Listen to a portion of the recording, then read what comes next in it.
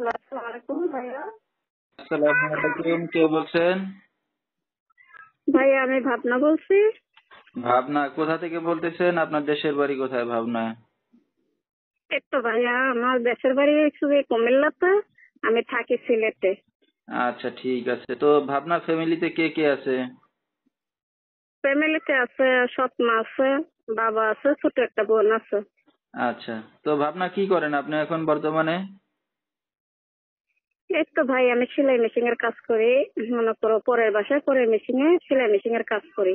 আচ্ছা, ঠিক আছে। তো দর্শক শুনতে থাকুন আজকে ভাবনার জীবনের গল্পগুলা। ভাবনার সাথে আপনারা সরাসরি যোগাযোগ করতে পারবেন। ফুল ভিডিওটি দেখলে মোবাইল নাম্বার পেয়ে যাবেন, সরাসরি যোগাযোগ করতে পারবেন ভাবনার সাথে। তো ভাবনা, আহ আপনার নিজের মা কোথায়? আমার নিজের মা ভাইয়া মারা গেছে। আচ্ছা, তো এরপরে আপনার বাবা আরেকটা বিয়ে করছে, এই তো? জি।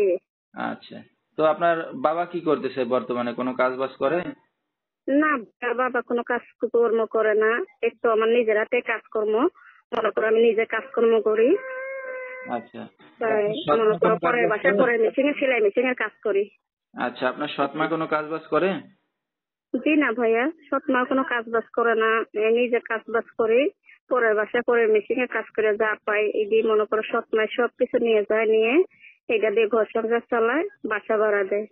আচ্ছা, আপনার বিয়ে শাদী হয়েছে কিনা সেটা যদি বলতেন আগে। ভাই আমার বিয়ে শাদী হয়েছে না ভাইয়া, আমার যদি বিয়ে শাদী হতো তাহলে আমি মিডিয়ার সামনে যাইতাম না। আচ্ছা, ঠিক আছে। তো আপনি একটা অবিবাহিত একবারে যুবতী মেয়ে, বিয়ে শাদী এখনো হয় নাই। তো আপনার বাবা কেমন, যে সে কাজ বাজ করে না, মেয়েকে দিয়ে কাজ করে, নিজে খাচ্ছে, বিবাহিত মানে বিবাহের যোগ্য একটা মেয়ে, তাকে দিয়ে এখন কাজ করাচ্ছে। তো আপনার তো বিয়ে শাদীর বয়স হয়েছে নাকি? ও ভাইয়া মনে আচ্ছা, করো আমার বয়স হচ্ছে 17। আচ্ছা, বিয়ে শাদীর বয়স হয়েছে। তো এখন এই যে আপনি কাজ বাজ করে খাওয়াচ্ছেন, তো আপনার বাবা জি। কোনো কিছু বলে না যে তোমার কাজ করা লাগবে না, আমি কাজ বাজ করি, এরকম কিছু না বলে? ভাইয়া, যদি বাবা বলতো তাহলে মনে করো আজ আমি মনে করো মিডিয়ার সামনে যাইতাম না। আমি অনেক কষ্ট পাইছি করতে রে, সৎ মা অনেক জ্বালা যন্ত্রণা করে করতে রে ভাইয়া, আমি প্রতিবেদনার সামনে গেছি। আচ্ছা, আচ্ছা। তো আপনি লেখাপড়া কতদূর করছেন ভাবনা? ভাইয়া বেশি পড়ি নাই, ঠিক বন্ধু পড়েছে। আচ্ছা, ক্লাস 6 পর্যন্ত লেখাপড়া করছেন।